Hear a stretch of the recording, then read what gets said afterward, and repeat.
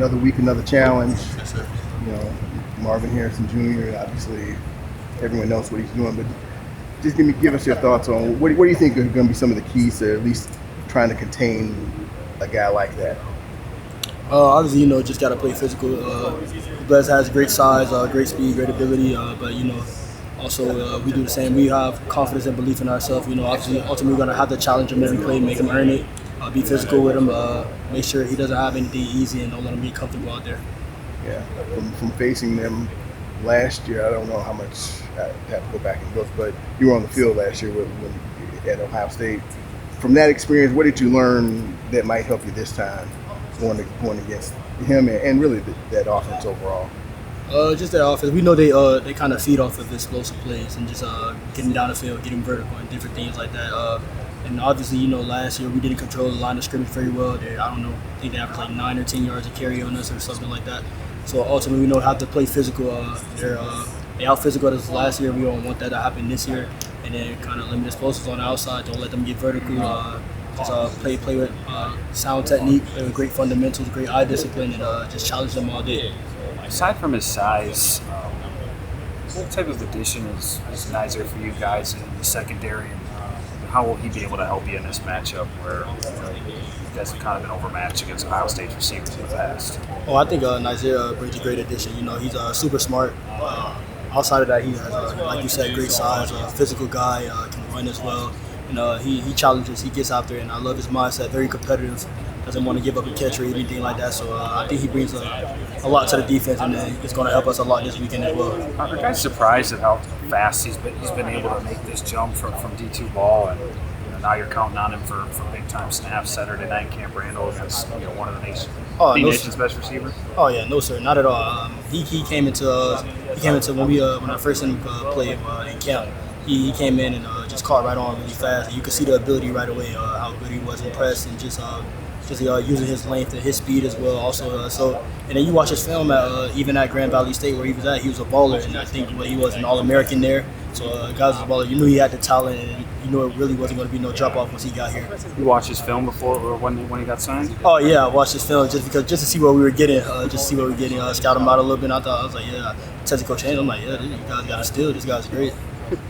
Go back to the Ohio State game from last year a little bit. Was that one that stuck with you feel like, or was it kind of easy to let it go just because you got out of hand and it just wasn't your guys' night kind of situation?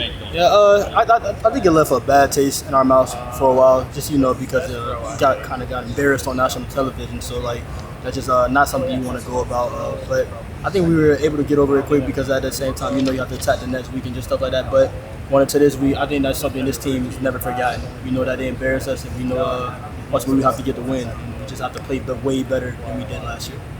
So many of your coaches on this team, Coach Fickle, Coach Dressel, have connections there and have that kind of tie. Have you noticed anything different with them this week? Just getting into it? No, sir, not at all. The intensity with Coach Fickle and Coach Dressel is always up there. So he's what we got in practice today is the Coach Fickle we get all the time, so there's no difference. We knew he kind of said to us in a meeting, this isn't about me, this is about my ties to that program, this is about us and our program, just stuff like that. So he made that clear, and nothing's going to change about him, and he's brought the same attitude today.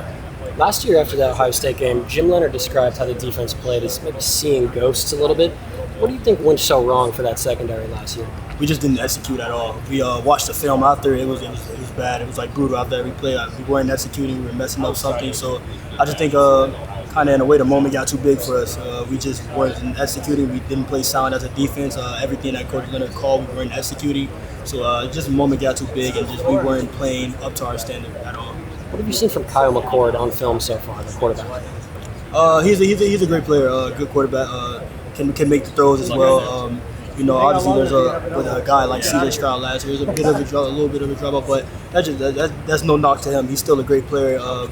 Just gonna have to challenge him. He can also get out of the pocket a little bit, as we can see. He's moved around a little bit, but great throw of the ball. But we're gonna have to challenge, have to get after him and force him to make bad decisions. And how do you force him to make those bad decisions? Because I believe he only has one interception through the air. He's done a great job taking care of the ball. Just give him different looks. Ultimately, switch up some coverages on him, give him different looks, get some pressure. Hopefully, guys get in the back. Don't let him be comfortable in the spot. Get him moving around a little bit. Hopefully, just to make some bad throws or bad decisions. sorry if people have already been asked this. Obviously you've already played in some big time games and probably plenty more to come. But is there something still a little bit special? Not only kind of the opponent, top 5 opponent, but night game, Camp Randall, coming off kind of a special victory last week. Oh yeah, of course. It's like just even going back to when I was a little kid. This is what everybody dreams of. Like you would see these primetime games on when you were watching kid and tune in with all your friends and stuff like that. So this is amazing. No matter who we playing, just like the night game is also, and we know the environment is going to be amazing. Just we're blessed to play Ohio State. I think they're 3 in the country right now or something like that. So it's going to be a big game, and we know how much this means to the city. Along those lines, last year, situations kind of flipped. Last year was on the road at night game. This year you got them coming here. But when things aren't going well, particularly in that electric nighttime environment, like last year, for instance, where do you think the environment, the crowd, maybe kind of affected the team's play, your team's play, if at all? Are you talking about like last year, when things started to snowball, yeah, and the crowd gets into it, where are they able to affect a game? I just think kind of guys get rattled in terms of like communication and just like their thought process and stuff like that. And then like being in a hostile environment, and Ohio State started rolling last year, started getting super loud, and then you just couldn't hear out there and stuff like that. So I think it can rattle you in terms of like communication, just guys playing sound football. I think like guys' minds can get all over the place and stuff like that, and I think that kind of happened to us last year. But you've also seen the kind of flip side of it happen here, and along those lines, Ohio State, to get off to really great starts, it might be obvious, but how key do you think a strong start will be to kind of charging up people here and as a result helping your team? Oh, a strong start for us would be great. We know we've been emphasizing that since week 1. We got off.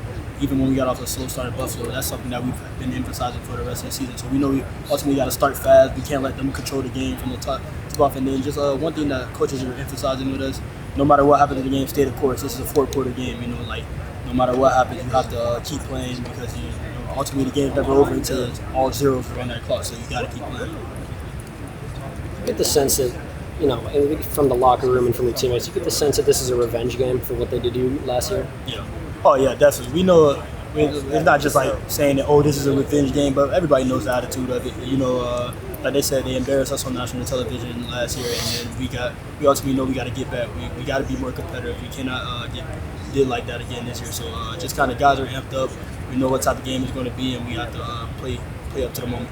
Have you had conversations with some of the newer members of the secondary, like Jason and Nazir, about kind of how that game unfolded last year and what you guys need to do to execute this year?